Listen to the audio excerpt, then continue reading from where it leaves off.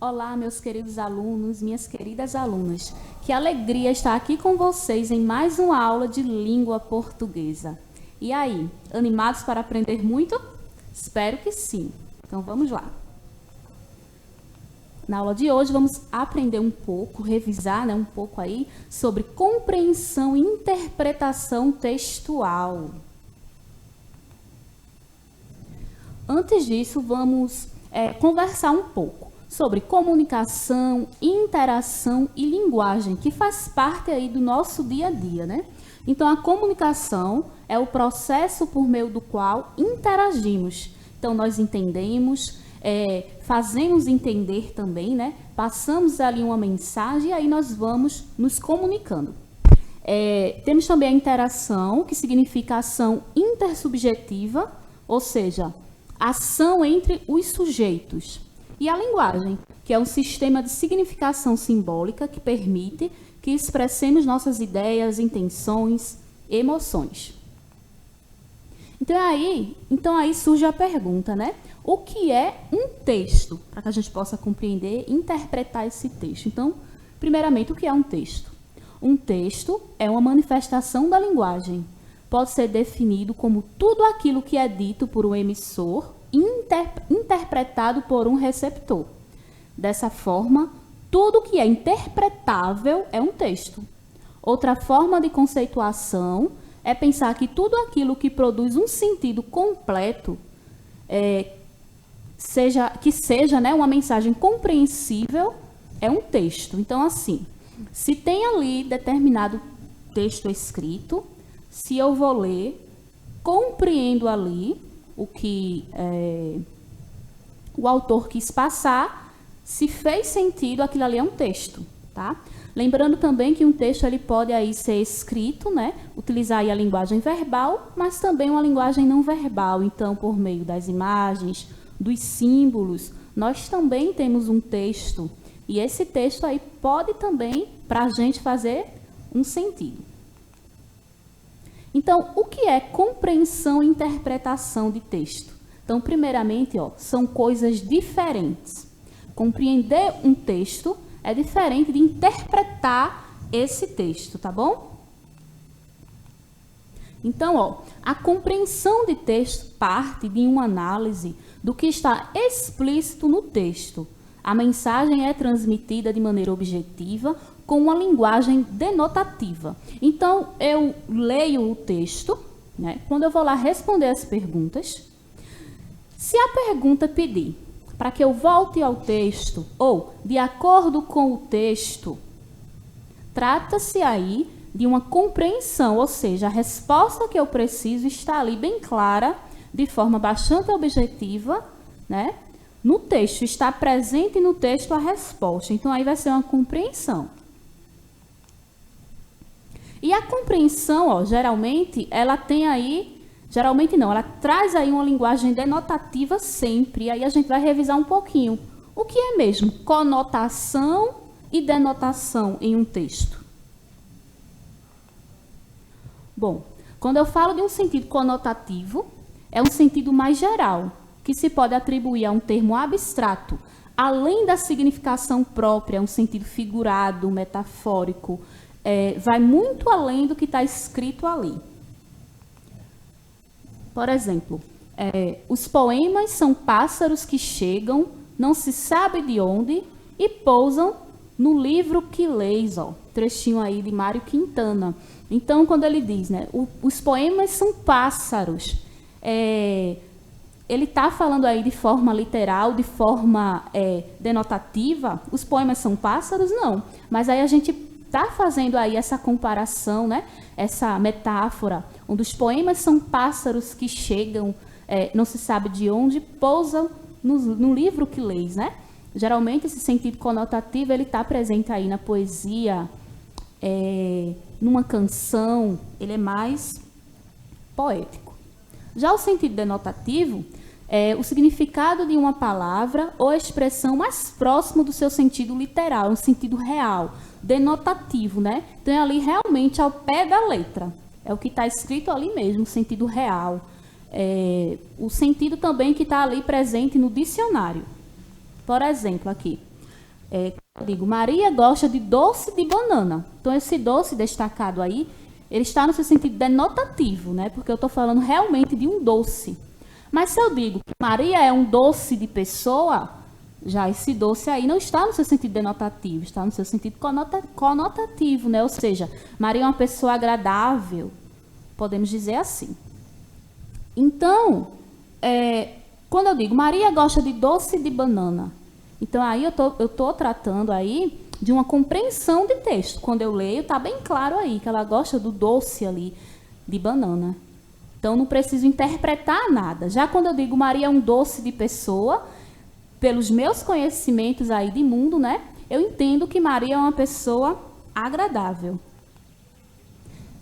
Então, a interpretação de texto, por sua vez, envolve o nosso conhecimento de mundo. Vai além do texto. Por isso, a interpretação não parte do que está explícito no texto. Cada leitor possui as suas experiências. Por isso, a interpretação de texto é algo subjetivo. Então, eu vou lá, leio o texto todinho, para que eu possa interpretar, né, essa resposta, essa interpretação, não vai estar muito clara ali no texto, não vai estar explícito, para que eu possa encontrar ou no primeiro parágrafo, ou no segundo, ou no terceiro. Não. Vai depender ali, né, dos meus conhecimentos de mundo. Então, leio o texto e ali eu vou interpretar, vou relacionar com a minha vivência e vou ali encontrar a resposta adequada. Então, ó, como realizar uma boa compreensão e interpretação textual? O que é preciso fazer, saber? Então, vamos lá. Ó. Primeiro, leia muito todos os dias.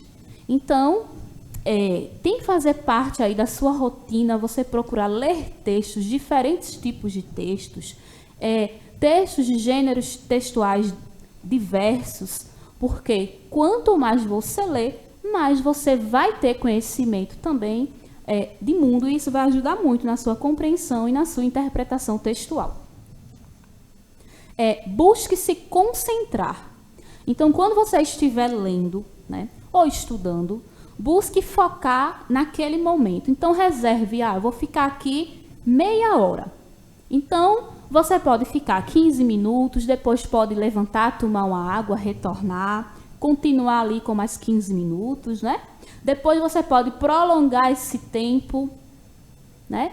Vou ficar aqui meia hora hoje, lendo, entendendo aqui, buscando, estudando. Então, ao se concentrar, você tem que ficar focado naquele momento ali, somente naquela leitura. Certo? Outra dica aqui. Faça um resumo do que leu e explique para alguém ou para si mesmo. Então, você está estudando aquele texto, né? Quando você terminar, você pode fazer um resumo, escrevendo tudo que você compreendeu ali, o que você entendeu daquele texto. Depois você pode explicar para si mesmo, né? Ou para alguma pessoa próxima. E também, estude gramática, né? A gramática, ela faz parte aí também da língua portuguesa. E quando a gente estuda a gramática, também pode muito nos ajudar aí nessa compreensão textual.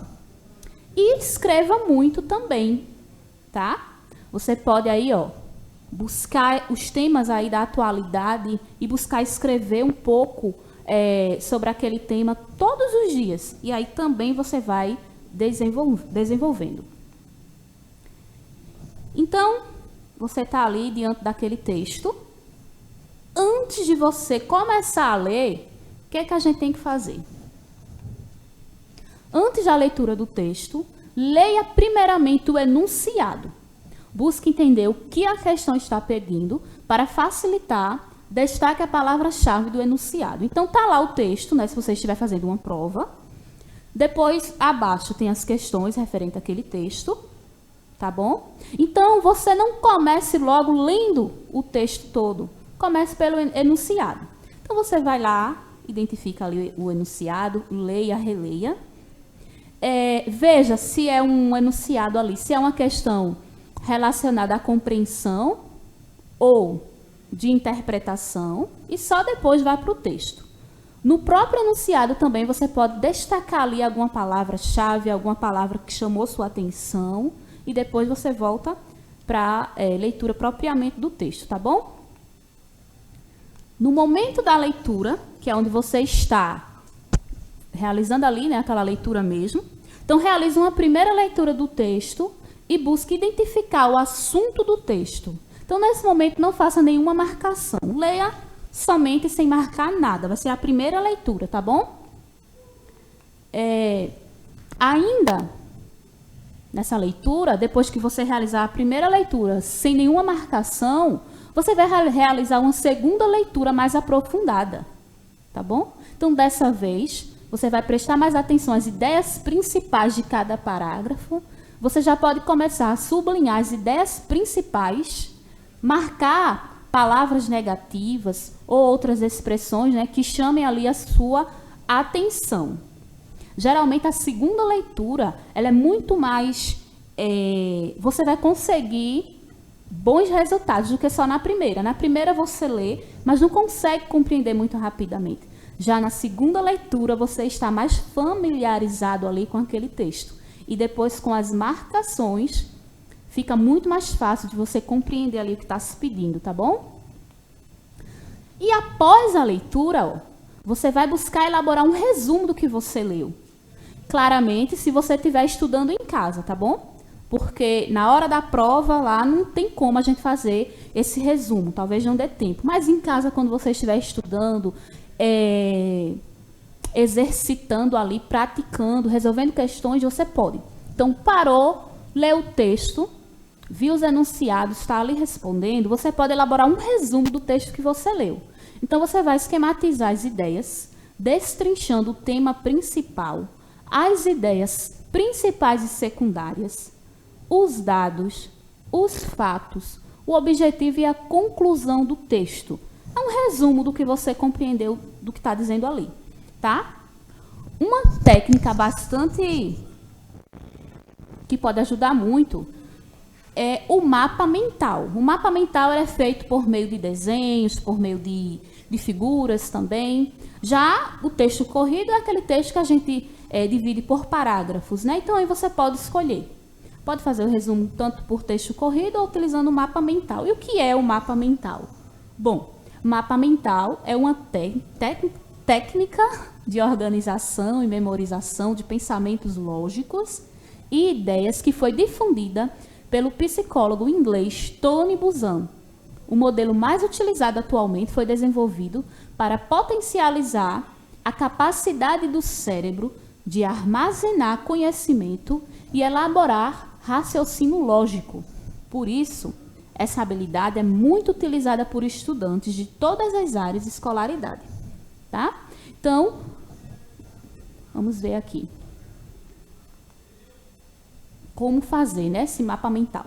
Então, ali tem um modelinho onde esse retângulo central você coloca o tema, né? Ou você pode colocar o título do texto ou o tema principal de que ele trata, né? Então, você vai definir esse tema principal. O título do mapa mental deve ser escrito em letras grandes no meio do papel. E depois você vai elencar os subtópicos principais, ó, que são esses retângulos menores. E aí você pode colocar. O texto fala desse tema principal, mas dentro desse tema ele está abordando outros subtópicos, né? Outros subtemas. Então, você pode colocar em cada quadrinho desse um subtópico. Escreva os tópicos relacionados a cada subtópico. Faça um desenho simples em cada palavra-chave principal. Sequencie a ordem dos agrupamentos. Então, aqui é só um modelo. Você pode ainda continuar puxando setinhas, continuar colocando observações, uma citação que você achou interessante. E aí você vai produzindo seu mapa mental e vai revisando, vai compreendendo, interpretando bem melhor o seu texto. Então, serve muito aí para quando você estiver estudando, né, principalmente em casa com mais tempo, onde você pode estar aí produzindo esses mapas mentais. E aqui tem um exemplo bem simplesinho aí de mapa mental, ó, onde a pessoa não utilizou nem retângulo, nem figuras, nem nada. Colocou apenas o assunto, que foi adjetivos. Então, puxou aí 4 setinhas, ó. Então, ela falou ali que é uma qualidade, pode representar aí também uma característica, um aspecto, que o adjetivo ali caracteriza o substantivo, né? Que ele pode se flexionar em gênero, número e grau, que ele pode ser simples, composto, primitivo ou derivado. Então, ela pegou esse assunto e fez o seu mapa mental para lembrar, né? Então, aí você pode fazer com todas as outras classes gramaticais. Na verdade, o mapa mental ele serve para qualquer assunto, tá bom? E aí eu trouxe agora uma canção muito conhecida de Chico Buarque, aí, um dos principais nomes da música popular brasileira. Essa música, quem puder ouvir, né, pode procurar no YouTube para acompanhar melhor. E eu vou ler para vocês. Então, ó. Todo dia ela faz tudo sempre igual. Me sacode às 6 horas da manhã. Me sorri um sorriso pontual e me beija com a boca de hortelã. Todo dia ela diz que é para eu me cuidar. E essas coisas que diz toda mulher. Diz que está me esperando para o jantar e me beija com a boca de café. Todo dia eu só penso em poder parar. Meio-dia eu só penso em dizer não. Depois penso na vida para levar e me calo com a boca de feijão. 6 da tarde, como era de se esperar, ela pega e me espera no portão. Diz que está muito louca para beijar e me beija com a boca de paixão. Toda noite ela diz para eu não me afastar. Meia-noite ela jura eterno amor e me aperta para eu quase sufocar e me morde com a boca de pavor. Todo dia ela faz tudo sempre igual, me sacode às 6 horas da manhã, me sorri um sorriso pontual e me beija com a boca de hortelã. E aí vai retomando, né, lá para a primeira estrofe, justamente para a gente analisar aí essa canção que tem por título Cotidiano. Então fala aí um pouco da rotina aí entre o casal, né, onde o homem sai para trabalhar e a mulher, né, está ali bastante dedicada, esperando. E aí a gente pode, diante dessa canção, pensar em diversos fatores, né? Mas vamos aqui responder algumas questões, ó. Então, qual o significado da palavra cotidiano aí nessa canção? Quando ele fala cotidiano, está se referindo a quê? A um esquema, a uma jornada, a uma rotina. Então, justamente, uma rotina, né? Ou seja, todo dia está ali acontecendo a mesma coisa. Então, a letra fala do dia a dia do homem ou da mulher? Aqui a gente tem assim, ó, do homem, porque o eu lírico está em primeira pessoa e é masculino, né? Porém, apesar de ele estar relatando ali tudo o que acontece, a gente também pode pensar aqui um pouquinho do dia a dia também dessa mulher, né? Do contexto aí que essa mulher está inserida, que esse homem está inserido. Então, qual é a expressão que mais se repete no texto? E qual é a relação dessa palavra com o tema da música? Então, ó, todo dia, né? Então, aí que vai muito se repetindo essa expressão, todo dia, né? Esse cotidiano, essa rotina. A relação é a de reforçar as ações que se repetem no dia a dia do eu lírico. Quais as palavras indicam a progressão temática e textual na letra da música? Então, ó, hortelã, café de manhã, né? Feijão, meio-dia, portão no fim da tarde e paixão à noite. E nos versos? Me sorri um sorriso pontual e me beija com a boca de hortelã. Qual foi a intenção do uso do pleonasmo, né? Pleonasmo é aquela expressão que se repete. Então, se eu digo, me sorri um sorriso pontual. Então, quem sorri é um sorriso, né? E me beija com a boca de hortelã. Então, ó, para reforçar a ideia de repetição, que é o tema central da música, tanto que a primeira estrofe é igual à última estrofe, né, da canção. Outro texto aqui, esse foi do Enem. Então, tem ali rede social, né? e o homem, né, o pai, falando: rede social aqui em casa é outra coisa. Então, o que a gente pode interpretar, né, dessa imagem aí, dessa questão? No caso, trata-se aí de uma interpretação textual, porque se eu fosse falar rede social aqui em casa é outra coisa, a gente sabe muito bem que aí ele não está se referindo a a rede social, né, que a gente mexe na internet aí. Ele está aí se referindo a outra situação econômica, outra situação aí de desigualdade no Brasil. Então, vamos lá. O efeito de sentido da charge é provocado pela combinação de informações visuais e recursos linguísticos. No contexto da ilustração, a frase proferida recorre a... Então, quando ele diz, a rede social aqui é outra coisa. Está se tratando aí de uma polissemia, ou seja, aos múltiplos sentidos da expressão rede social para transmitir a ideia que pretende veicular. Está recorrendo aí a uma ironia para conferir um novo significado ao termo outra coisa. É uma homonímia para opor, a partir do advérbio de lugar, o espaço da população pobre e o espaço da população rica. É uma personificação para opor o mundo real pobre ao mundo virtual rico. Ou é uma antonímia para comparar a rede mundial de computadores com a rede caseira de descanso da família. Bom, trata-se aí de uma polissemia, ou seja, os múltiplos sentidos da expressão, né, rede social, para transmitir a ideia que pretende veicular. Então, rede social a gente pode entender aí por essas redes que a gente vai se comunicando por meio da tecnologia, né? Faz parte aí do nosso dia a dia. Ou a rede social, aquela ali de se balançar, né? Só que aí realmente inserida num contexto bastante triste e real aí também da nossa sociedade. Então, assim finalizamos mais uma aula de língua portuguesa. Foi um momento muito bom estar aqui compartilhando ideias com vocês. Continue estudando muito e até a próxima aula.